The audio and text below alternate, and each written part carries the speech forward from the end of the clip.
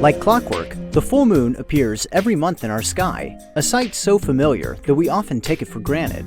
But about twice a year, over the course of a few hours, the full moon sports a decidedly different look.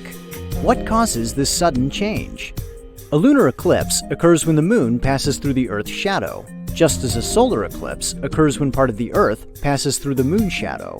But the moon circles the Earth every month as it cycles through its phases, lining up at both full moon and new moon. So why don't eclipses happen twice a month? The reason is that the moon's orbit around the Earth is tilted relative to the Earth's orbit around the sun.